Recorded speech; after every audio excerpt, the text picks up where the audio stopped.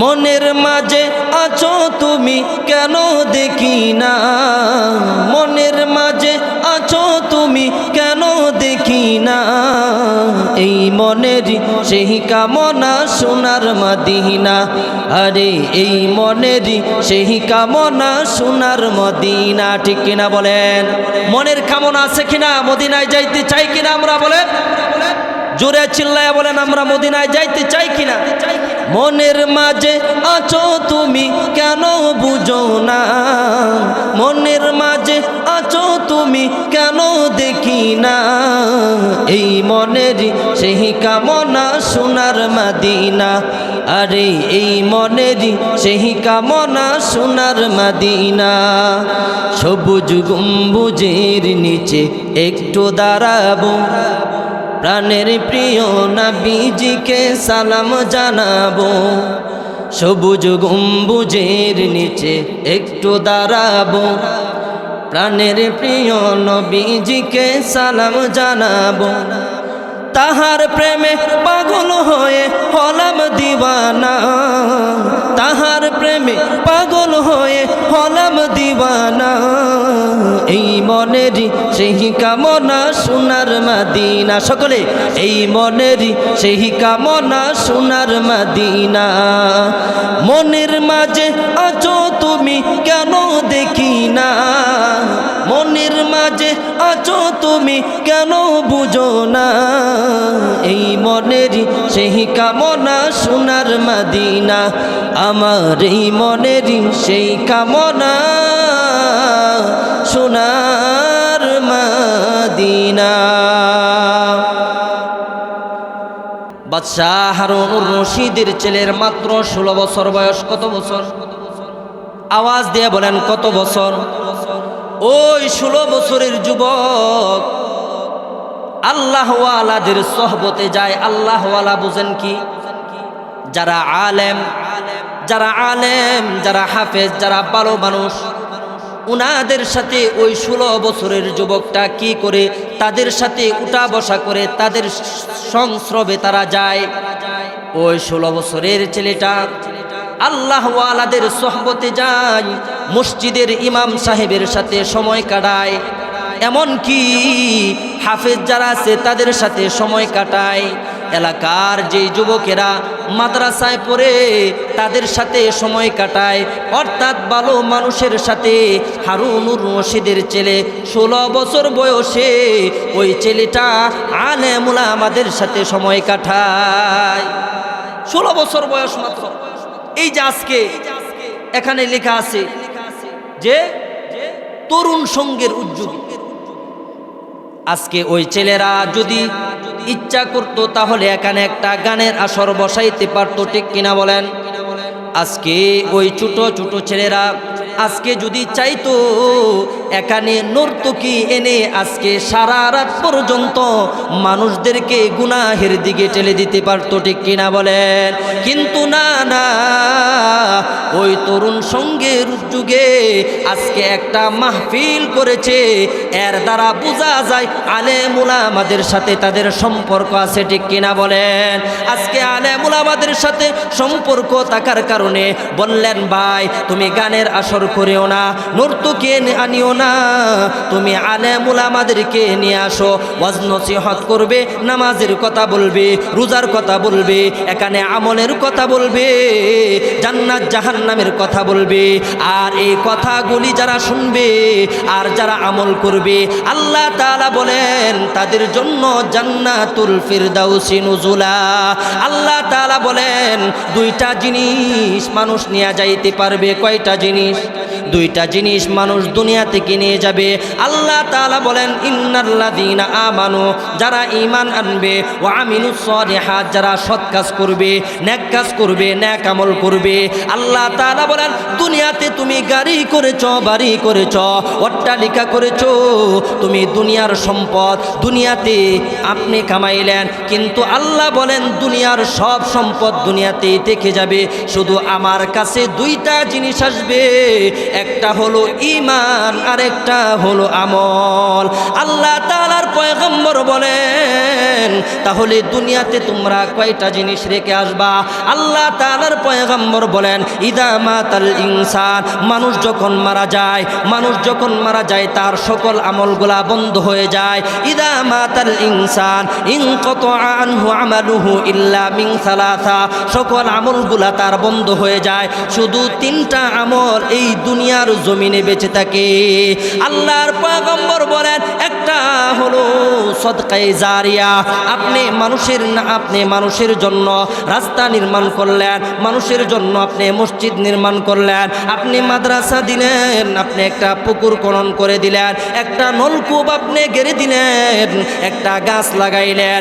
যে ব্যক্তিরা ওই কাজগুলা থেকে ফায়দা হাসিল করবে, প্রত্যেকটা মানুষের সওয়াব থেকে আপনার আমলনামার মধ্যে, আপনি যদি কবরের মধ্যে শুয়ে থাকেন তারপরেও কেউ যদি আপনার নলকূপে পানি খায়, কেউ যদি আপনার মাদ্রাসায় পড়ালেখা করে, কেউ যদি আপনার মসজিদের মধ্যে সিজদা দেয়, কেউ যদি আপনার গাছ লাগানোর কারণে ওই গাছের নিচে বসে আল্লাহর একটা তাসবিহ আদায় করে, এই প্রত্যেকটা আমলের এক একটা সওয়াব আপনার কবরের মধ্যে আমার আল্লাহ পাঠায়া দিবেন। সুবহানাল্লাহ। তাহলে দুনিয়াতে তিনটা জিনিস, আখেরাতে আপনি দুইটা জিনিস নিয়ে যাইতে পারেন। কোন দুইটা জিনিস? একটা হলো ঈমান আর একটা হলো আমল। আর দুনিয়াতে আপনি তিনটা জিনিস রেখে যাবেন, একটা হলো সদকায়ে জারিয়া, দুই নাম্বার হলো আও ইলমিন ইনতাফাউ বিহি। আপনি নিজে আলেম হলেন, আপনি নিজে আলেম হইতে পারলেন না, আপনার সন্তানকে আলেম বানান, আপনার সন্তান আলেম বানাইতে পারলেন না, আপনার নাতিকে আলেম বানান, আপনার নাতিকে আলেম বানাইতে পারলেন না, আপনার নাতনিকে আলেম বানান, না না না, আপনার নাতনিও আলেম হইতে পারলো না, তার ঘর থেকে যে সন্তান হবে তাকে আপনি আলেম বানান, তাকে আপনি হাফেজ বানান। তাহলে কাল কিয়ামতের ময়দানে আপনার সন্তান কোরআন পড়লেও আপনার কবরের মধ্যে আমল যাবে, আপনার সন্তান নামাজ পড়লেও আপনার কবরের মধ্যে যাবে। আর দুনিয়াতে এমন একটা সন্তান রেখে গেলেন, যে সন্তানটা আপনি মরার পরে আপনার সন্তান নর্তকে এনে নাচ গান করে, আপনার সন্তান ভালো কাজ করে না, আপনার সন্তান ঘুষ খায়, আপনার সন্তান সুদ খায়, আপনার সন্তান জিনা করে, ব্যভিচার করে, এটার জন্য আপনার কবরের মধ্যে এক একটা গুনাহ আল্লাহ পাঠায়া দিবেন। এজন্য আল্লাহ তাআলা বলেন আপনি মরার পরেও আপনি যদি নিজে আলেম হইতে পারেন, আপনি ছাত্র বানায়া যাবেন, আপনি যেই ছাত্রটাকে কোরআন পড়াবেন, ওই ছাত্র যখন কোরআন পড়বে এর থেকে একটা আমল আপনার কবরের মধ্যে যাবে। আপনার সন্তান আলেম বানাইলেন, আপনার সন্তান হাফেজ বানাইলেন, আপনার মেয়েকে আপনি আলেমা বানাইলেন, আপনার নাতিকে আলেমা বানাইলেন, আপনার নাতিকে আলেম বানাইলেন, হাফেজ বানাইলেন। ওই সন্তান ওই নাতি যখন কোরআন পড়বে, মানুষদেরকে দ্বীনের দাওয়াত দিবে, রোজা রাখবে, তাসবিহ পড়বে, তাহলিল পড়বে, আল্লাহ তাআলা ওইখান থেকে একটা আমলের সওয়াব আপনার কবরের মধ্যে আমার আল্লাহ পাঠায়া দিবেন। এটা হলো দুই নাম্বার। এক নাম্বার হলো আপনি নিজে মানুষের জন্য পুকুর খনন করলেন, গাছ লাগাইলেন, মসজিদ নির্মাণ করলেন, মাদ্রাসা দিলেন, স্কুল দিলেন, কোনো সমস্যা নাই। কিন্তু স্কুলের ভিতরে যদি গান হয়, স্কুলের ভিতরে যদি বাহায়াপনা হয়, তাহলেও ওইটার আমল আপনার কবরের মধ্যে যাবেন। এজন্য স্কুলের কথা বাদ দিলাম না, কলেজের কথাও বাদ দিলাম না। অনেক স্কুলের মধ্যে আছে নামাজ বাধ্যতামূলক, মেয়েরা আলাদা বসবে, ছেলেরা আলাদা বসবে। হ্যাঁ, এটা খুব ভালো জিনিস, সকলেই ডাক্তার হতে চায়, সকলেই ইঞ্জিনিয়ার হতে চায়, কোনো বাধা নাই। কিন্তু আপনি যদি নেককার সন্তান দুনিয়াতে রেখে যান, তাহলে এর একমাত্র বিকল্প রাস্তা হলো আলেম। ঠিক কিনা বলেন? এজন্য আপনি নিজে আলেম হন, আপনার সন্তানকে আলেম বানান, আপনার মেয়েকে আলেমা বানান, আপনার নাতিকে আলেম বানান, আপনার নাতনিকে আলেমা বানান। তাহলে এটার প্রত্যেকটা সওয়াব আপনার কবরের মধ্যে আল্লাহ তাআলা পৌঁছায়া দিবেন। এটা হলো দুই নাম্বার।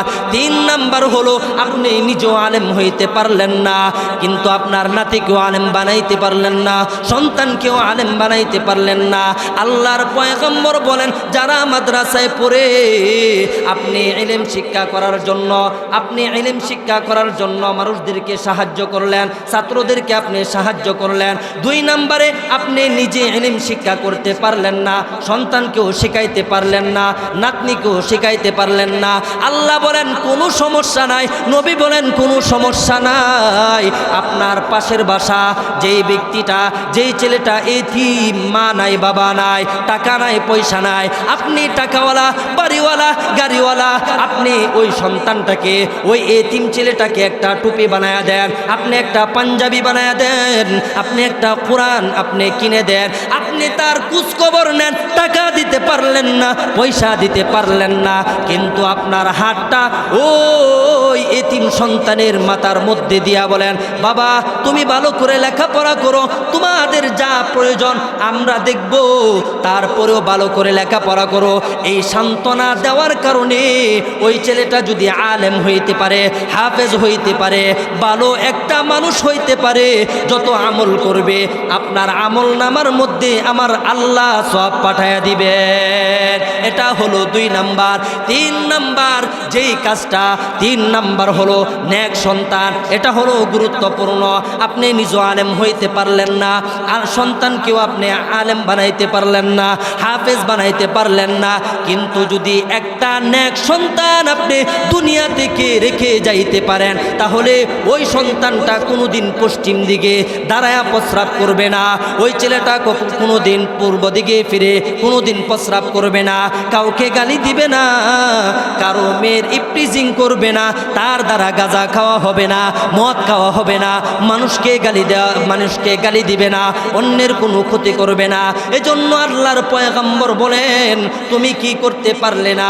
তুমি মানুষদেরকে সাহায্য করতে পারলে না, নিজেও আলেম হইতে পারলে না, কিন্তু নিজের সন্তানটাকে এমন সন্তান হিসাবে দুনিয়াতে রেখে গেলা যে সন্তানটা মানুষের ক্ষতি করবে না, মানুষের আমলের ক্ষতি করবেন না। এমন একটা নেক সন্তান যদি দুনিয়াতে রেখে যাইতে পারো, ওই সন্তানটা দেখবে নামাজের মুনাজাতের মধ্যে ইমাম সাহেবকে বলে দিতে হবে না, কেউ তাকে স্মরণ করায় দিতে হবে না। আচ্ছা বলেন তো দেখি, আমরা যখন দোয়া করি মানুষের জন্য, আমাদের মা বাবার কথা কি কেউ স্মরণ করায় দিতে হয়? না না না, কারো স্মরণ করায় দিতে হয় না। মুনাজাত ধরার সাথে সাথে উস্তাদদের জন্য, মা বাবার জন্য, মুরব্বীদের জন্য, এলাকার ভালো মানুষদের জন্য অটোমেটিক মন থেকে দোয়া, সেটি কিনা বলেন? আর এমন সন্তান আপনি রেখে গেলেন যেই সন্তানটা মানুষের সন্তানদেরকে প্রিজিং করে, মানুষদেরকে গালি দেয়, মুরব্বীদেরকে সম্মান করে না, মানুষের মাল আত্মসাৎ করে, ঘুষ খায়, সুদ খায়, এলাকায় তার তাণ্ডবে মানুষ ঘুমাইতে পারে না, চুরি ডাকাতির কারণে তার সামনে মানুষ যায় না, তার এমন একটা স্বভাব, গাঁজা খাইতে খাইতে, মদ খাইতে খাইতে, ইয়াবা খাইতে খাইতে এমন অবস্থা হয়ে গেছে। এমন একটা সন্তান যদি আপনি দুনিয়াতে রেখে যাইতে পারেন, তাহলে ওই সন্তানের জন্য আপনার জাহান্নামের আগুনে জ্বলাই আপনার জন্য যথেষ্ট। আর এমন একটা সন্তান আপনি দুনিয়াতে রেখে গেলেন যারা নিজেরাও আমল করবে, অন্যদেরকেও আমল করার জন্য সহযোগিতা করবে। যেমন আজকে যেই ওয়াজ মাহফিলের আয়োজন করেছে, একটা মানুষ হলেও এই হাজার হাজার শত শত মানুষ থেকে একটা মানুষ হলেও 1 ওয়াক্ত নামাজ আদায় করবে, একবার হলেও আল্লাহর নাম নিবে। এমন মানুষ আছে বিড়ি খাওয়া ছেড়ে দিবে, সিগারেট খাওয়া ছেড়ে দিবে।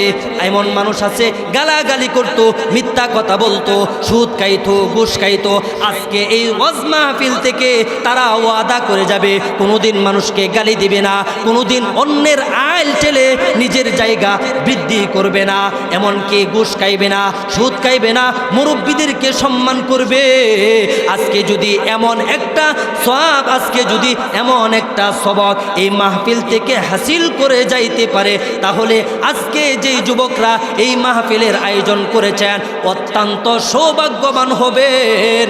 ওই সন্তানরা কতই না ভালো, তাদের মা বাবা কতই না ভালো, ওই সন্তানরা কতই না ভাগ্যবান, তাদের মা বাবার আমল নামার মধ্যে এখন থেকেই সওয়াব জমা করতেছে। আর এমন সন্তান দুনিয়াতে রেখে যাইবেন, আপনার কথা স্মরণ হবে তো দূরের কথা, আপনার কথা কোনো দিন স্মরণ হবে না। আপনি মারা গেলে 3 দিন পর্যন্ত আপনার কথা মনে থাকবে, 4 দিনের মাথায় আপনার কথা স্মরণ থাকবে না। কিন্তু নেক সন্তান যদি দুনিয়াতে রেখে যাইতে পারেন, ওই সন্তান যতদিন পর্যন্ত বেঁচে থাকবে মুনাজাতের মধ্যে রুনাজারি করে আপনার কথা, আপনার স্ত্রীর কথা, আপনার পূর্বপুরুষের কথা আল্লাহর কাছে বলে বলে দোয়া করবে। ঠিক কিনা বলেন? আজকে আমাদের সমাজের মধ্যে এমন ছেলে রেখে যাইতে আমরা চাই কিনা বলেন? আরো জোরে বলেন, চাই কিনা? আমরা 2 হাত তুলে আল্লাহকে দেখায় দেন আমরা কারা কারা রাজি আছি। নারে তাকবীর, নারে তাকবীর।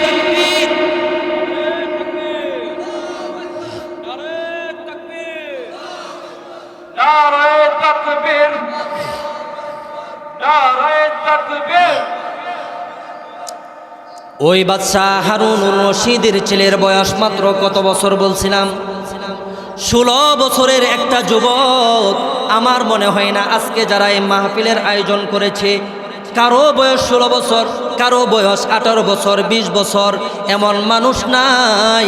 হয়তো বা পারে এখানে মুরব্বীরাও সহযোগিতা করেছেন, কিন্তু ওই যুবকদের আয়োজনের কারণে, যুবকদের উদ্যোগের কারণে আজকে এই মাহফিল কিন্তু হইতেছে। ওই বাদশাহ হারুনুর রশিদের ছেলের মাত্র 16 বছর বয়স।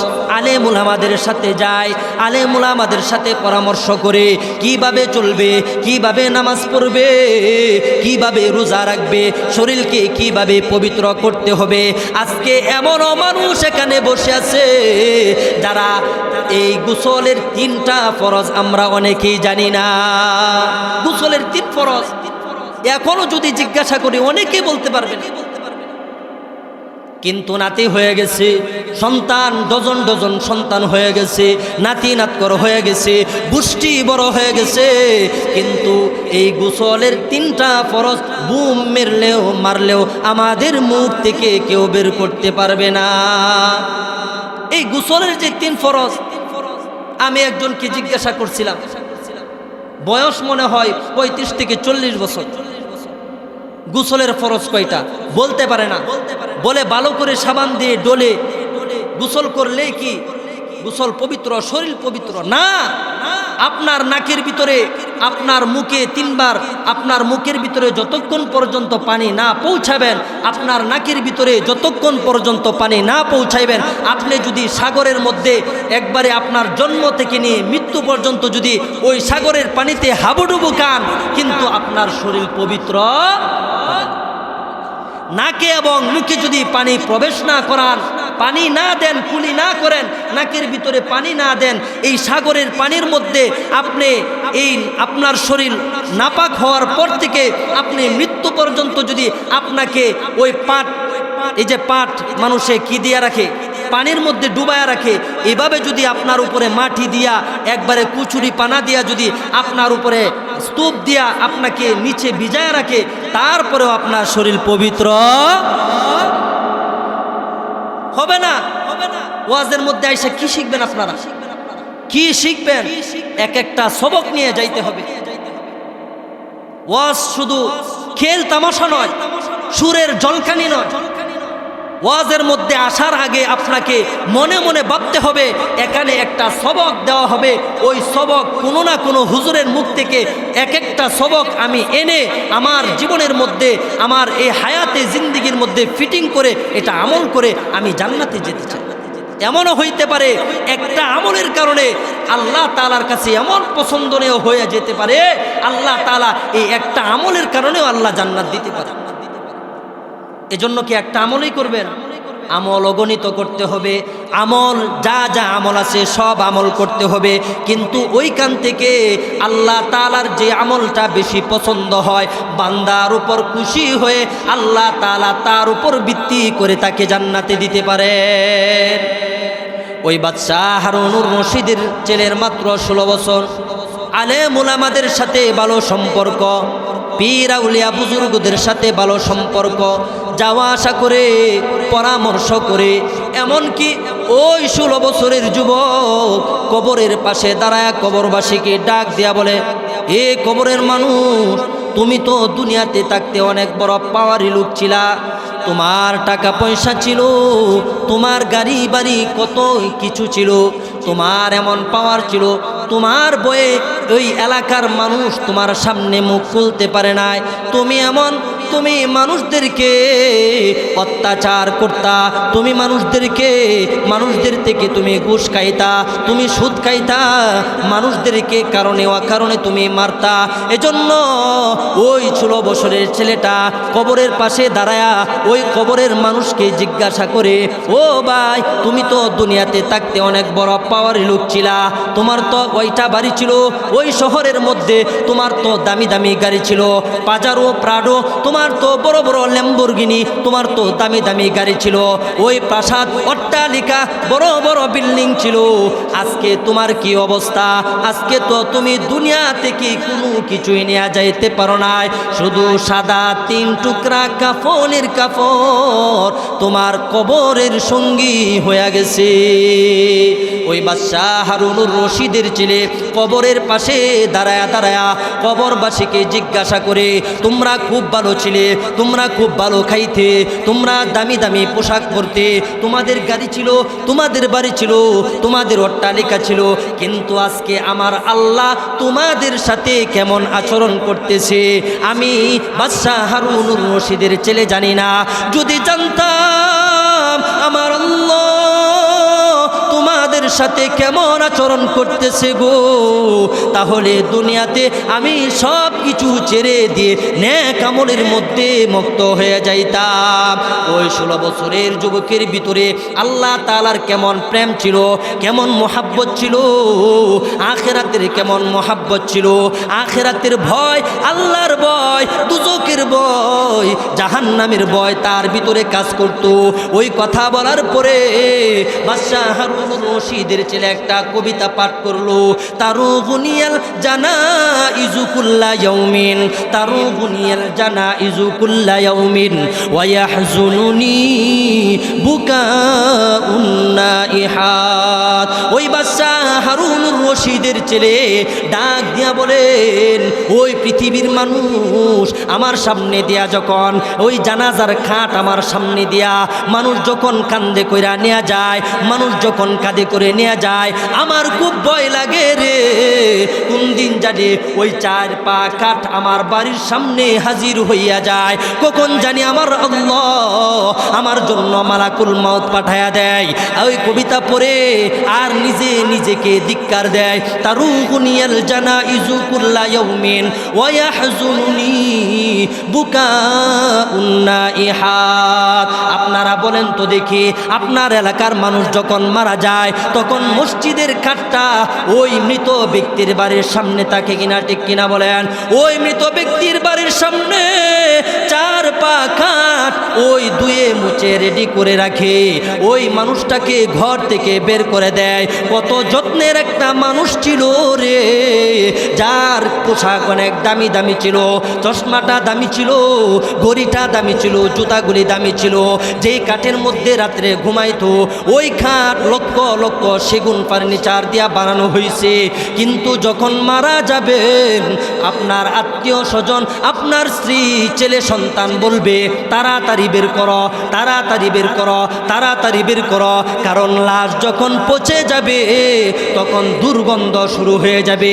এজন্য ওই 4 পা কাঠ আপনার বাসার সামনে রেডি করে নিয়ে আসবে, আপনাকে বড়ই পাতার গরম জলে আপনাকে গোসল করাবে, ওই সুরমা আতর দিয়া সাদা প্যাকেটের মধ্যে আপনাকে প্যাকেটিং করে দেখবেন কয়েকজন মানুষ আপনাকে কাঁধে করে ওই নতুন জামাইয়ের মতো নিয়ে যাবে, নিয়ে বাসতলার মধ্যে বাতিবিহীন ওই বিছানাবিহীন খাটবিহীন আপনাকে রেখে আসবে, কেউ আপনার সঙ্গে থাকবে না। ওই ছেলেটা এটাই বলতেছে রে, তারুগুনিয়াল জানাইজু কুল্লা ইয়াউমিন, প্রতিদিন জানাজা আমাকে ভয় দেখায়, প্রতিদিন জানাজা আমাকে ভয় দেখায়। মসজিদের মাইকে যখন এলান হয়ে যায়, মসজিদের মাইকে যখন এলান হয়ে যায় অমুক ব্যক্তি মারা গেছে, তখনই আমার অন্তরের ভিতরে ভয় ঢুকে যায়, না জানি মালাকুল মউত কোন দিন জানি আমার জানটা কবজ করে নেয়।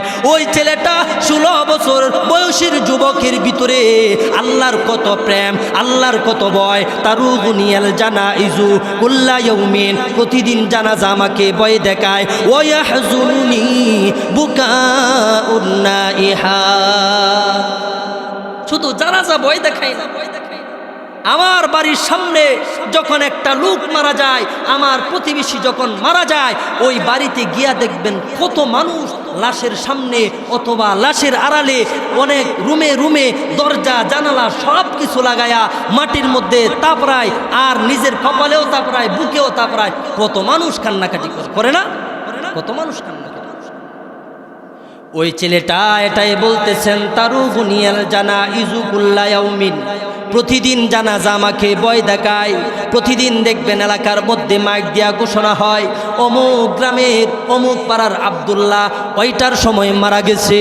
এইটা যখন আমার কানের ভিতরে, আমার কানের মধ্যে পৌঁছে যায়, আজকে আমাদের কানের ভিতরে পৌঁছায়, কিন্তু আল্লাহ তাআলা প্রথমেই বলেছেন লাহুম কুলুবুল্লা ইয়াফকাহুনা বিহা, আমাদের অন্তর দ্বারা এটা চিন্তা করি না। হাই রে, আমার পাশের বাড়ির মানুষটা মারা গেছে, আমিও তো একদিন মারা যাব, কিন্তু অন্তর ব্লক হয়ে যাওয়ার কারণে, কালো দাগ হয়ে যাওয়ার কারণে আমার অন্তরের মধ্যে ব্যথা লাগে না। আল্লাহ তাআলা বলেন লাহুম কুলুবুল্লা ইয়াফকাহুনা বিহা ওয়া লাহুম আ'য়ুনুল্লা ইউবসিরুনা বিহা, আমি কানে শুনি না, কারণ আমার কানের ভিতরে আল্লাহ পর্দা ফালাইয়া দিয়েছে। ওয়া লাহুম আ'য়ুনুল্লা ইউবসিরুনা বিহা, আমার চোখ দিয়া দেখি না, কারণ আমার চোখ গুনাহের কাজ দেখতে দেখতে, মোবাইল দেখতে দেখতে আমার পাওয়ার চলে গেছে। এজন্য আল্লাহ বলেন তোমার বাড়ির পাশে যখন এলান হয়, তারপরেও তোমার অন্তরের ভিতরে ব্যথা লাগে না। ওই ছেলেটা কবিতা পড়ে আর বলে, রে এলাকার মানুষ শুনিয়া রাখো, তারুগুনিয়াল জানাইজু কুল্লা ইয়াউমিন, প্রতিদিন মাইক দেয়া এলান করে, প্রতিদিন জানাজা আমাকে ভয় দেখায়। শুধু এটাই নয়, ওয়াহজুনুনি বুকাউন নাইহাত, দেখবেন ক্রন্দন মৃত ব্যক্তিদের জন্য ক্রন্দনকারীরা, কিছু মানুষ দেখবেন, কিছু মহিলা, কিছু পুরুষ, আপনার আত্মীয় লাগলেও কান্দে, আবার যদি নাও লাগে যারা কান্দে তাদের কান্না দেখেও পাশের বাড়ির মহিলারা কান্না করে। দেখবেন আপনি কান্না করতেছেন আপনার বাবা মারা গেছে, আপনি কান্না করতেছেন আপনার মা মারা গেছে, কিন্তু কয়েক এলাকা পার হয়ে একজন মহিলা আসছে, তার কিচ্ছুই লাগে না, রক্তের কোনো সম্পর্ক নাই, কিন্তু আপনি কান্না করতেছেন। আপনার কান্না দেখে দেখবেন ওই মহিলাটা, ওই পুরুষটাও কান্না করে না? কান্না। ওই ছেলেটা কবিতার মধ্যে এটাই বলতেছেন, ওয়াহজুনুনি বুকাউন নাইহাত, মৃত ব্যক্তিদের জন্য ক্রন্দনকারীদের কান্নার আওয়াজ আমাকে চিন্তিত করিয়া রাখে। আজকে আমাদের সামনে কত মানুষ কান্না করে, মৃত্যু মরে যাওয়ার পরে আমার সামনে, আমার বাসার পাশে কত মানুষ কান্না করে। এমনকি আবার আমার বাবা মারা গেছে, আমার বাবা মারা গেছে, কিন্তু জানাজা শেষ হওয়ার পরে আজকে আমার কোনো খবর নাই, আমার ভিতরে বাবা মারা গেছে এটার অনুশোচনা নাই। নামাজ একদিন পরে, বাবা যখন মারা যায় জোহরের সময় মারা গেলে জোহরের নামাজটা পড়ে, কিন্তু আসরের নামাজে আমাকে আর পাওয়া যায় না। ওই ছেলেটা এটাই বলতেছে, তারুগুনিয়াল জানাইজু কুল্লা ইয়াউমিন ওয়া ইয়াহজুনুনি বুকাউন নাইহাত, শুধু জানাজা আমাকে ভয় দেখায় না, না না না, মৃত ব্যক্তিদের জন্য যারা কান্না করে, ওই কান্নার আওয়াজ যখন আমার অন্তরের ভিতরে ঢুকে, আমার কানের ভিতরে ঢুকে, আমি যখন নিজ চোখ দিয়া দেখি যে ওই ব্যক্তিটা তার আত্মীয়র জন্য কান্না করতেছে, এটা আমার অন্তরের ভিতরে ঢুকায়। ওরে বাচ্চা হারুনুর রশিদের ছেলে, তুমিও তো দুনিয়াতে বেশি দিন থাকতে পারবা না, না না না, এই কান্নার আওয়াজ আমার অন্তরকে ব্যতীত করে। আজকে আমাদের সামনে নিজের বাবা মারা গেছে, কোনো খেয়াল নাই, কোনো গুরুত্ব নাই, নিজের মা মারা গেছে, কোনো খবর নাই। এটাই ওই ছেলেটা বলতেছে। আজকে দেখবেন মা মারা গেছে, জানাজার মধ্যে দাঁড়াইছে, ওযু করে নাই, কুলি করলে নাকের ভিতরে পানি দেয় না, ওযু জানে না। আরে ভাই, এমন সন্তান রেখে গেলে আপনার কোনো ফায়দা নাই, এমন সন্তান রেখে যান যেই সন্তানটা আজান পড়ার পরে মসজিদে যাবে আপনার জন্য দোয়া করবে, রোজা রাখবে, ঈদের সময় আপনার জন্য দোয়া করবে, যেই ছেলেটা 5 ওয়াক্ত নামাজের পরে ইমাম সাহেব দিয়া দোয়া করাইতে হবে না, বছরে একবার খতম পড়াইতে হবে না, বছরে একদিন হুজুর আইনা দোয়া করাইতে হবে না, আপনি নিজের দোয়া প্রতি 5 ওয়াক্ত নামাজের পরে নিজেই পড়তে পারবেন, ঠিক কিনা বলেন? এজন্য আপনি নামাজে দাঁড়াইলেন, আপনার মার জানাজার মধ্যে দাঁড়াইলেন, প্রথম তাকবীরের পরে কি পড়তে হবে আপনি জানেন না, আপনি প্রথম তাকবীরের পরে সানা পড়বেন, সানা জানেন না, দ্বিতীয় তাকবীরের পরে দুরূদ শরীফ পড়বেন, দুরূদ শরীফ জানেন না, তৃতীয় তাকবীরের পরে আপনার মার জন্য দোয়া করবেন, আপনার মার জন্য দোয়া করবেন, এই দোয়াটা পর্যন্ত আপনি জানেন না। আরে নাদান, আপনি কিসের জন্য নামাজে দাঁড়াইলেন? যেই মার জন্য আপনি শেষ পর্যন্ত জানাজার নামাজে আপনার মার জন্য দোয়া করতে পারলেন না, আপনার মার শেষ বিদায়ের সময় আপনি দোয়া করতে পারলেন না, আপনার বাবার শেষ বিদায়ের সময় দোয়া করতে পারলেন না, আপনার ভাইয়ের শেষ বিদায়ের সময় দোয়া করতে পারলেন না, আপনার বোনের শেষ বিদায়ের সময় দোয়া করতে পারবেন না, তাহলে আপনি কিসের জন্য ওই জানাজার মধ্যে উপস্থিত হয়েছেন? আপনার মতো নালায়েক এই জানাজার মধ্যে অংশগ্রহণ না করে দূরে দূরে তাকায়া দেখার ছাড়া আর কিছুই ফায়দা নাই, ঠিক কিনা বলে? আপনার মা মরছে, সানাও পড়েন না, আপনার বাবা মরছে, দুরুদও পড়েন না, আপনার বাবা মরছে, আল্লাহুম্মা গফির লিহাইয়িনা ওয়া মাইয়িতিনা ওয়া শাহিদিনা ওয়া গায়িবিনা ওয়া সগীরিনা ওয়া কাবীরিনা ওয়া যাকারিনা, এই দোয়াটাও আপনি জানেন না। অনেকেই বলবেন হুজুর জীবনের প্রথম আজকে এই দোয়াটা শুনলাম, আর কোনোদিনই শুনি নাই। ওই বাদশাহ হারুনুর রশিদের ছেলে এই কবিতা পড়তেছে, নিজের পোশাকের কোনো খবর নাই, দামি দামি পোশাক পরে নাই, দামি দামি পোশাক পরে নাই। ওই বাদশাহ হারুনুর রশিদের ছেলে কি করলো? রাজ দরবারে একদিন উপস্থিত হয়ে গেল। রাজ দরবারে উপস্থিত হয়ে যাওয়ার পরে আপনারা বলেন তো দেখি, হারুনুর রশিদের ছেলের যদি গায়ের জামা যদি চিরা থাকে, ময়লা থাকে, কম দামি পোশাক থাকে, তাহলে রাজ দরবারে প্রবেশ করার সাথে সাথে উজির নাজিরগণ তারা কি বলবে? যে বাচ্চা এত দামি একজন বাদশা, তার ছেলের গায়ের পোশাক ভালো না, জামার মধ্যে ময়লা, তাকে দেখতে সুন্দর নাই। ওই বাদশা হারুনুর রশিদের উজিরগণকে বলতেছে ও বাদশা, আপনার ছেলের গায়ের পোশাক তো ভালো না, আপনার সন্তানের মাথার চুল বড় বড় এলোমেলো, আপনার সন্তান যখন রাজ দরবারে প্রবেশ করে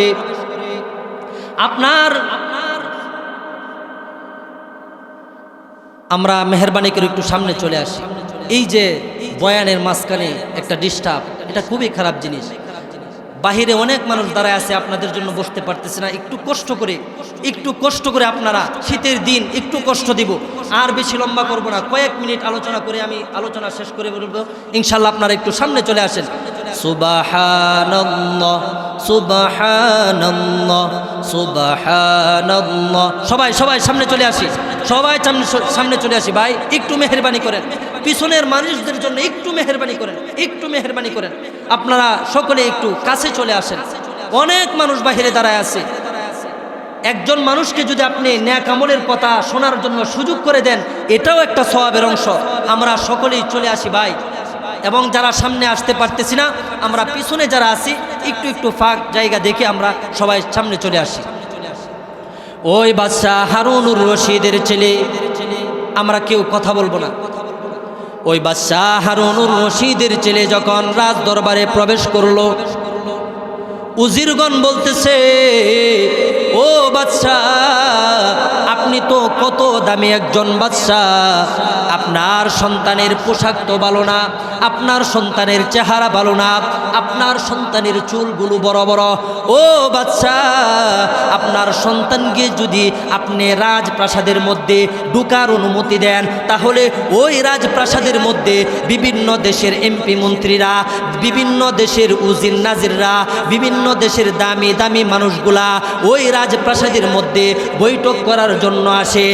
আর ওই রাজ দরবারে যখন দামি দামি মানুষগুলা প্রবেশ করে, ওই সময় যদি আপনার সন্তান, বাদশার সন্তান যদি কম দামি পোশাক পরে ভিতরে ঢুকে যায়, মাথার চুল যদি এলোমেলো থাকে, তার গায়ের ভিতর যদি ময়লা থাকে, তাহলে ও বাদশা, আপনার সন্তানের জন্য আপনার মান সম্মান কমে যাবে। ওই কথা উজির বলার পরে বাদশা চিন্তা করলো, না না না, উজির যেই কথাটা বলেছে, হা সত্যি কথা। আজকে যদি আমার সন্তানের গায়ের কাপড় যদি ময়লা থাকে, চিরা থাকে, আমার ছেলের চুলগুলো যদি এলোমেলো থাকে, তাহলে অন্যান্য বাদশারা দেখে বলবে, বাদশা হারুনুর রশিদের মনে হয় টাকা নাই, পয়সা নাই, যার কারণে সন্তানটাকে ভালো জামা কিনে দিতে পারে না। ও সন্তান, তুমি আমার রাজ দরবারে কোনো দিন প্রবেশ করবা না। ওই বাদশা হারুনুর রশিদের ছেলে 16 বছর বয়সের যুবককে বলতেছে, নিজ সন্তানকে বলতেছে, আমার রাজপ্রাসাদে তুমি প্রবেশ করবা না। যেদিন থেকে দামি দামি পোশাক পরতে পারবা, যেদিন থেকে মাথার চুলের মধ্যে তেল দিতে পারবা, শ্যাম্পু লাগাইতে পারবা, সেদিন থেকে আমার রাজ দরবারে তুমি প্রবেশ করতে পারবা। অন্যথায় আমার রাজপ্রাসাদে তোমার অনুমতি নাই ঢুকার। এই কথা শোনার পরে বাদশা হারুনুর রশিদের ছেলে নিজ চোখে দেখলেন বাবা এই কথা বলতেছেন। বাবা যখন এই কথা বললেন, পাশে একটা দেওয়ালের মধ্যে একটা পাখি বসা ছিল। ওই ছেলেটা বলে, তুমি যদি আল্লাহর হুকুমে হয়ে থাকো, তাহলে আমার হাতে এসে বসে যাও। কিছুক্ষণ ওই 16 বছরের যুবকের হাতে পাখিটা এসে গেল। পাখিটা এসে যাওয়ার পর ওই পাখিটাকে আবার বলতেছে, তুমি যেই জায়গায় থেকে এসেছ, ওই জায়গায় গিয়ে আবার বসে যাও আল্লাহ তাআলার হুকুমে। ওই আল্লাহ তাআলার হুকুমে ওই পাখিটা আবার ওই দেওয়ালের উপরে গিয়া বসে গেল। বসে যাওয়ার পর বাদশা হারুনুর রশিদের ছেলে এবার বাবাকে ডাক দিয়ে বলতেছেন, ও বাবা, আপনার বাদশাহী যেহেতু আমার কারণে আপনার মান সম্মান কমে যাবে, অন্যান্য বাদশাহের কাছে আপনার মান সম্মান কমে যাবে, তাহলে যেই ছেলের কারণে আপনার মান সম্মান কমে যাবে, ওই ছেলে আপনার রাজপ্রাসাদে আর কোনোদিন থাকবে না। বাদশা হারুনুর রশিদের ছেলে এবার রওনা হয়ে গেলেন। সাথে কিছু নাই, একটা ব্যাগ, ওই ব্যাগের ভিতরে শুধু একটা কোরআন শরীফ। কি বলেন? জোরে আওয়াজ দেয়া বলেন, আরো জোরে বলেন, হবে না, আরো জোরে বলেন। কি? ওই কোরআন যার সাথে থাকবে তার কোনো ভয় আসেনি। ওই কোরআন যার ভিতরে থাকবে তার কোনো ভয় আসেনি। কোরআন যাদের ভিতরে থাকবে, দুনিয়াতেও ভয় নাই, আখেরাতেও তাদের কোনো ভয় নাই। তারা যদি সঠিকভাবে কোরআনের ব্যবহার করতে পারে, সঠিকভাবে হাদিসের ব্যবহার করতে পারে, আল্লাহ তাআলার পয়গম্বর বলেন, একজন হাফেজে কোরআন 10 জন জাহান্নামীকে, যাদের উপর জাহান্নাম ওয়াজিব হয়ে গেছে, একজন হাফেজ সাহেব সে যদি হালালকে হালাল মনে করে, হারামকে হারাম মনে করে চলতে পারে, তাহলে 10 জন জাহান্নামীকে জান্নাতে নিয়ে যাইতে পারবে। ওই বাদশা হারুনুর রশিদের ছেলে একটা মাত্র ব্যাগ, ওই ব্যাগের ভিতরে শুধু একটা কোরআন শরীফ। কি বলেন? কোরআন শরীফ। এবার ওই ছেলেটা ব্যাগ নিয়ে কোরআন শরীফ নিয়ে রওনা হয়ে গেলেন। রওনা হয়ে যাওয়ার কারণে ওইটা আবার মা দেখলেন যে আমার সন্তানরা শুধু একটা ব্যাগ নিয়ে আরেকটা কোরআন নিয়ে চলে যাইতেছে। মার মন আর মানে না, না না না, সন্তানের কাছে টাকা নাই, পয়সা নাই, দিরহাম নাই, দিনার নাই, কোনো কিছু নাই। ওই সন্তানটা যদি রাস্তার মধ্যে খাইতে চায়, কোনো কিছু নাই, কে খাবার দিবে? মার মন তো আর মানে না। আরে যুবক, আপনি চিন্তা করলেন আজকে আপনার মাকে আপনি বাদ দেন না, আজকে আপনার মাকে আপনি কাপড় দেন না, আপনার মা যখন মারা যাবে তখন বুঝবেন মা থাকতে মাকে আমরা কদর দিতে পারি না। আরে কত ভাই বিদেশ যাওয়ার আগে বলে, বিদেশ যাওয়ার আগে মা বলে, মার কাছে বলে, মা আমি যদি বিদেশের বাড়িতে যাইতে পারি তাহলে আপনাকে টাকা ইনকাম করে ভালো ভালো শাড়ি কিনে দেব, গহনা কিনে দেব। কিন্তু না না না, ওই টাকা কামাই করার আগেই মার কথা শুনে বিদেশের বাড়ি থেকে ফোন আসে যে তোমার মা তো অমুক সময় মারা গেছে। ওই সন্তান মার জন্য কষ্ট করার পরেও মাকে আর সুখে রাখতে পারে না, মাকে শান্তিতে রাখতে পারে না। ও ভাই, আজকে আপনি আপনার মাকে কিভাবে এত কষ্ট দেন? আপনার বউকে পেয়ে আপনার মাকে ভুলে যান, আপনার বাবাকে ভুলে যান। না না না, এই মাকে আপনি যখন একবার হারাইবেন, কোটি কোটি বার চিন্তা করলেও ওই মাকে আপনি পাবেন না। একটু দাঁড়াও মাইরে দেখি, একটু দাঁড়াও মাইরে দেখি রে গ্রামবাসী,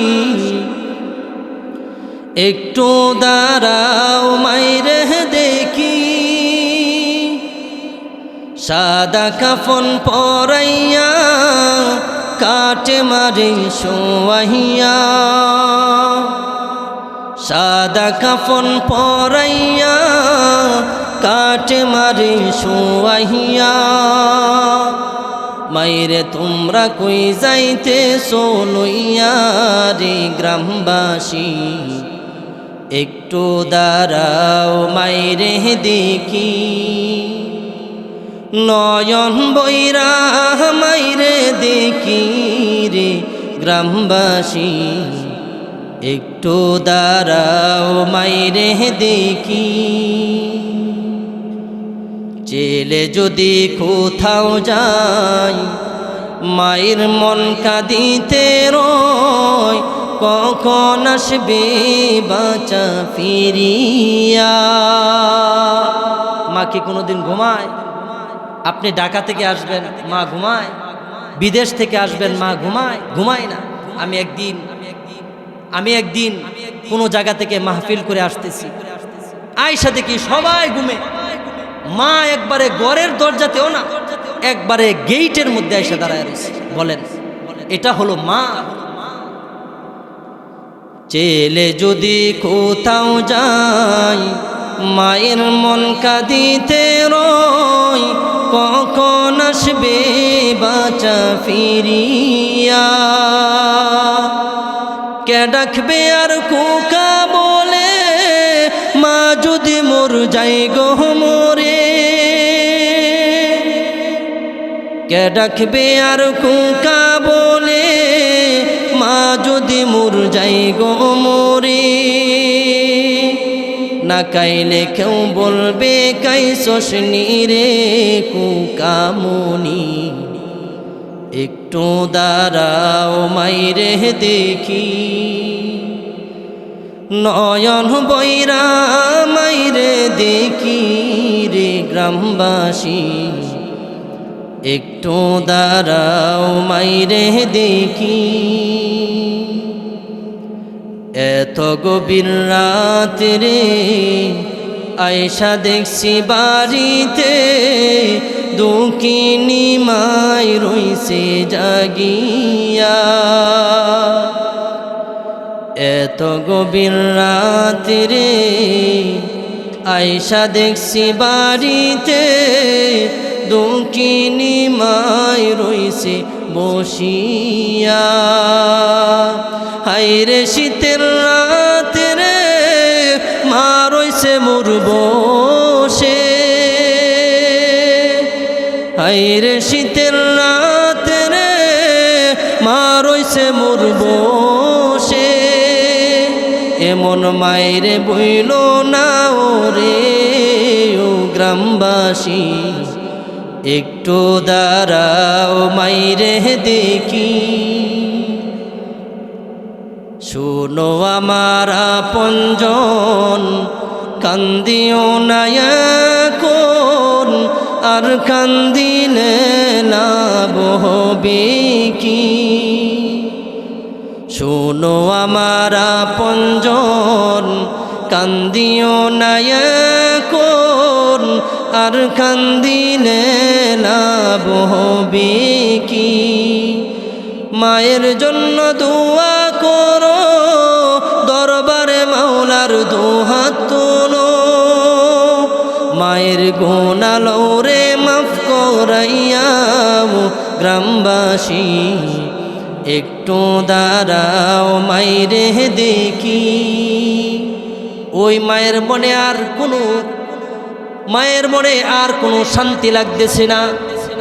মা কি করলো, একটা স্বর্ণের আংটি ওই ছেলেটাকে দিয়া দিল।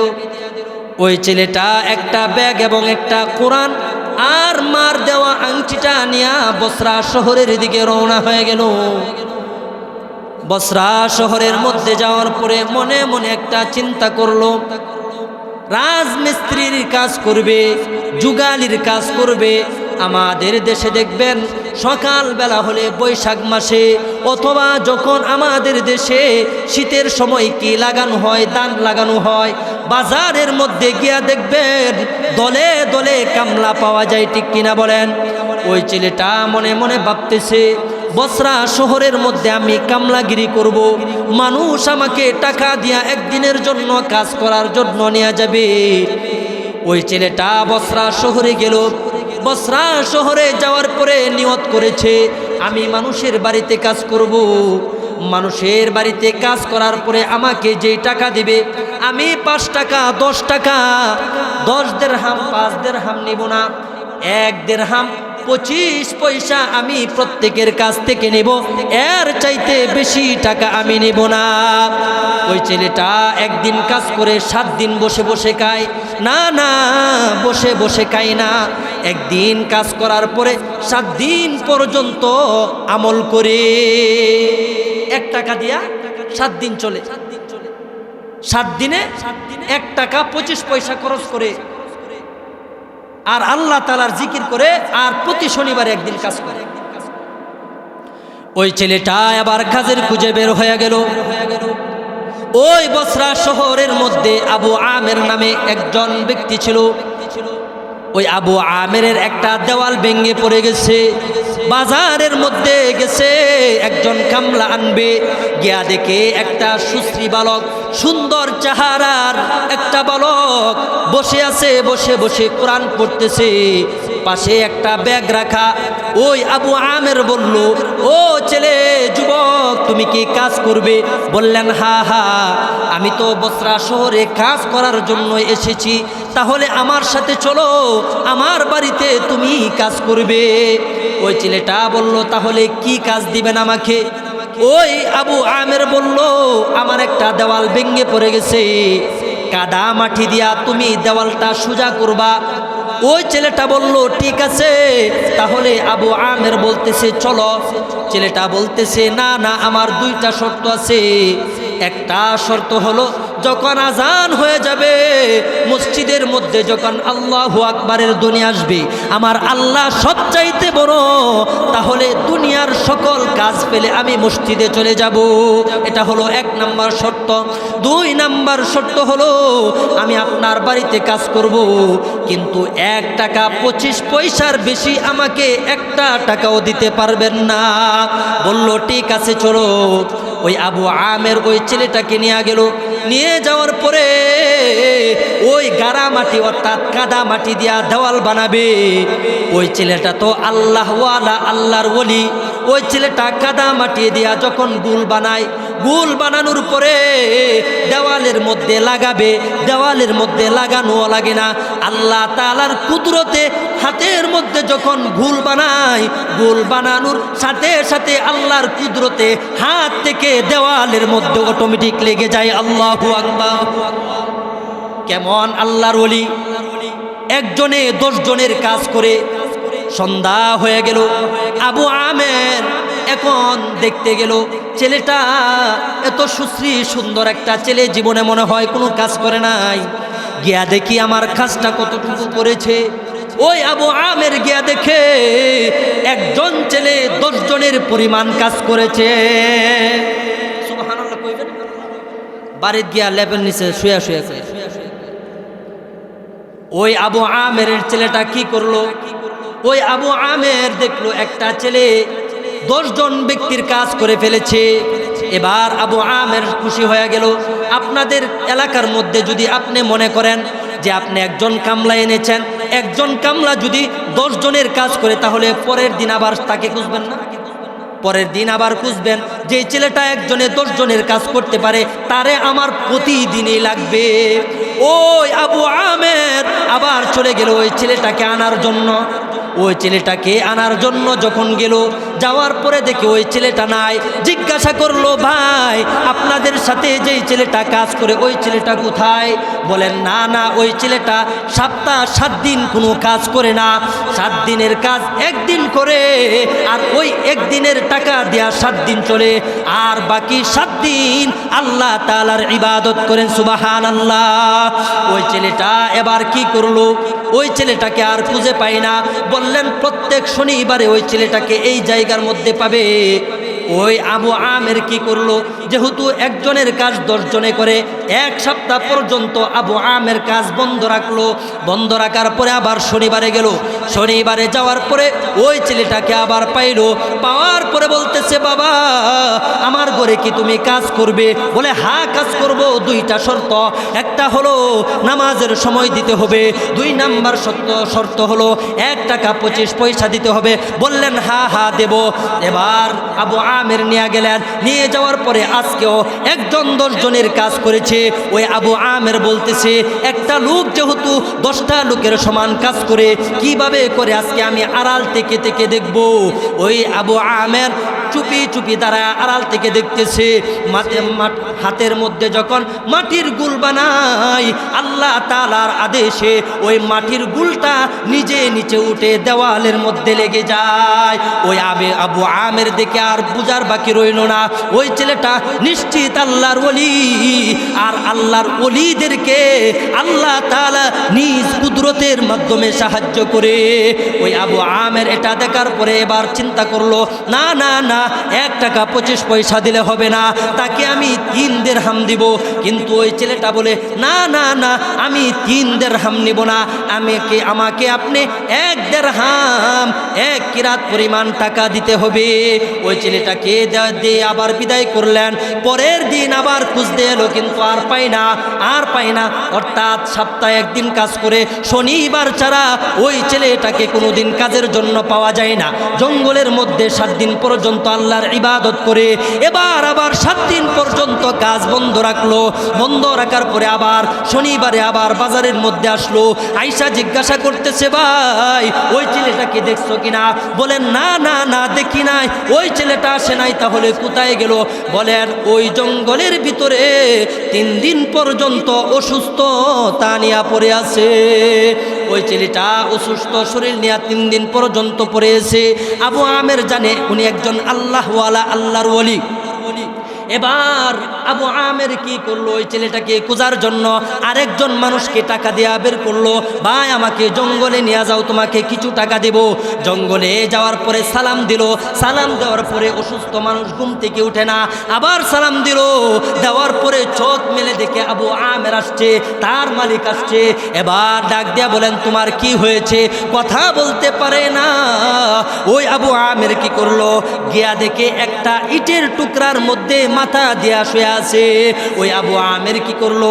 ইটের টুকরা থেকে মাথাটা নিয়া তার রানীর উপরে নিল। নেওয়ার পরে চোখ মুছে দিতেছে এবং বলতেছে, তুমি এমন কেন করলা? বলে দুনিয়ার প্রতি আমার কোনো লোভ নাই। এমন কয়েকটা কবিতা পড়লো, ইয়া সাহিবি লা তাগতারির বিতানাউম ফাল উমরু ইয়ানফাদু ওয়ান নাঈমু ইয়াজুলু ওয়া ইদা হামালতা ইলাল কুবুরি জানাজা ফাআলাম বিআন্নাকা বা'দাহা মাহমুল। হে বন্ধু, দুনিয়ার দোকার মধ্যে পড়ে যায়ও না, দুনিয়ার দোকার মধ্যে পড়ে যায়ও না। তোমার হায়াত একদিন শেষ হয়ে যাবে, তোমার দুনিয়ার নিয়ামত একদিন শেষ হয়ে যাবে। ও বন্ধু, ইদা হামালতা ইলাল কুবুরি জানাজা, তোমার জন্য একদিন খাট নিয়ে আসবে, তোমার জানাজা দেওয়ার জন্য মানুষ আসবে। ও বন্ধু, তুমি এটা চিন্তা করো, তুমি যেদিন মারা যাইবা ওই খাটে, ওই 4 পা খাট তোমার বাসার সামনে চলে আসবে। এই কথা বলার পরে আবু আমেরকে বলতেছে, আপনাকে একটা নসিহত করি, আমি যখন মারা যাব, আমি মারা যাওয়ার পরে আমার শরীরের ভিতরে যেই পোশাকটা আছে ওই পোশাক দ্বারা আমাকে কি করবে? তোমরা দাফন করবে। বললেন কেন তোমাকে এই পোশাক দ্বারা দাফন করব? আমরা কি নতুন টাকা নতুন কাপড় কেনার মতো আমাদের সামর্থ্য নাই? বলেন না না না, নতুন কাপড়ের জন্য যারা দুনিয়াতে আছে তারাই বেশি উপযুক্ত। আমার কোনো প্রয়োজন নাই, আমি তো মরেই যাব, আমাকে নতুন কাপড় দিলেও নষ্ট হয়ে যাবে। না না না, আমার কাপড় দিয়ে আমাকে দাফন দিবা। নতুন কাপড় যারা বেঁচে আছে তাদের জন্যই প্রয়োজন, আমার জন্য কোনো প্রয়োজন নাই। হযরতে আবু বকর সিদ্দিক রাদিয়াল্লাহু তাআলা আনহু যখন ইন্তিকাল করবেন, এমন সময় বললেন আমি যখন মারা যাব আমার জুব্বা দিয়া তোমরা আমাকে দাফন করবে। সাহাবারা জিজ্ঞাসা করলো, ও আবু বকর, আমাদের কি টাকা নাই, পয়সা নাই? আপনার জন্য কি আমাদের মহব্বত নাই? বলেন না না না, আমাকে যদি তোমরা নতুন কাপড় দিয়া দাফন দাও 2 দিন পরে নষ্ট হয়ে যাবে। 2 দিন পরে শুধু কাপড় নষ্ট হবে না, আমার হাড়গুলো শেষ হয়ে যাবে, আমার সুন্দর দেহ শেষ হয়ে যাবে।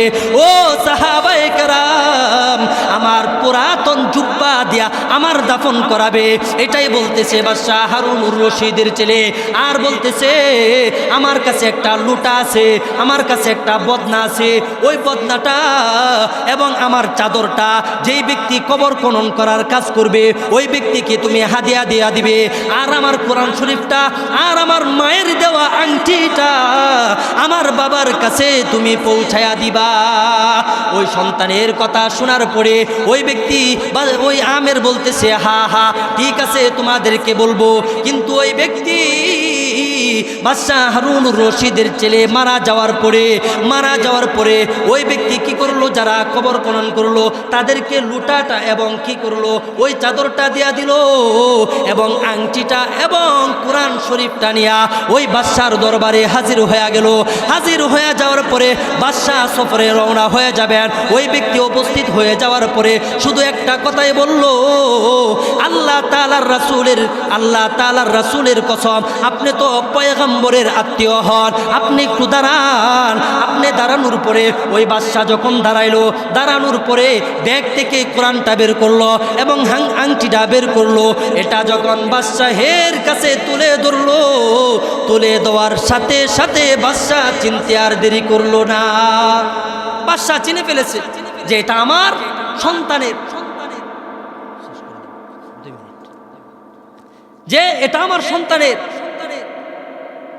বলতেছে আপনার সন্তান দুনিয়াতে আর নাই, পরদেশে একজন ছেলে আপনার কাছে কোরআনটা এবং আংটিটা পাঠাইছে। এই এটা দেখার পরে বাদশার চোখ দিয়া ওজরে পানি পড়তেছে যে এই আবু আমের, তুমি তো আমার কাছে এই আংটি এবং কোরআন নিয়ে আসো নাই, তুমি তো আমার কলিজার টুকরা নিয়ে এসেছো। যে কলিজার টুকরার কথা স্মরণ হলে আমি আর স্থির থাকতে পারি না। কিন্তু আজকে আমার সন্তান আমার কাছে নাই, কিন্তু আমার থেকে অনেক দূরে, কিন্তু ব্যথাটা কিন্তু আমার দূরে নয়, ব্যথাটা কিন্তু আমার অন্তরের মধ্যে। এজন্য নেক সন্তান তৈরি করে যান। আপনি কবরে শুয়া এই নেক সন্তানের কি পাবেন? একটা আমল আপনার কবরের ভিতরে আপনি শুয়া পাবেন। এজন্য হাত জোর করে বলতেছি, এমন একটা সন্তান আপনি রেখে যাবেন যে সন্তানটা মানুষকে কষ্ট দিবে না, যে সন্তানটা মানুষের টাকা আত্মসাৎ করবে না, ইয়াবা খাবে না, গাঁজা খাবে না, মদ খাবে না, যে সন্তানটা কোরআন পড়বে, নামাজ পড়বে, রোজা রাখবে, মানুষকে সৎ পথে চলার জন্য আহ্বান করবে, এমনকি মানুষ নেক আমল করার জন্য এমন ওয়াজ মাহফিলের ব্যবস্থা করবে। আপনারা এমন সন্তান চান কিনা বলেন? এমন সন্তান সকলে চায় কিনা বলেন? আজকে যারা এই এত সুন্দর একটা মুহূর্তি জলসার আয়োজন করেছেন, আমরা অবশ্যই তাদের জন্য অন্তর থেকে আমরা দোয়া করব, ঠিক কিনা বলেন? আল্লাহ তাআলা যেন এই যুবক ভাইদেরকে আগামী দিনেও তাদের মা বাবার খেদমত করতে পারে, এলাকাবাসীর খেদমত করতে পারে, তাদের সাথে ভালো আচরণ করতে পারে, এমন মহতি জলসার বারবার আয়োজন করতে পারে। এলাকার মধ্যে যেন গান বাজনার কোনো কারবার না হয়, এলাকার মধ্যে যেন গান বাজনা জুয়ার কোনো আসর না হয়। এজন্য এমন সন্তানদেরকে আপনারা উদ্বুদ্ধ করবেন, উৎসাহিত করবেন। তাদেরকে টাকা পয়সা, এমনকি যাদের টাকা পয়সা নাই, আপনি একটু তাদেরকে বুকের মধ্যে, তাদেরকে মাথার মধ্যে হাত দিয়া বলবেন যে তোমরা এই কাজ করো, আমরা তোমাদের সাথে আছি। পারবেন না? ইনশাআল্লাহ আমরা সকলে এই কাজের মধ্যে সকলে একতাবদ্ধ হয়ে তাদেরকে আমরা সাহায্য সহযোগিতা করব। ওয়া আখিরুদ দাওয়ানা আলহামদুলিল্লাহি রাব্বিল আলামিন। আসসালামু আলাইকুম ওয়া রাহমাতুল্লাহ।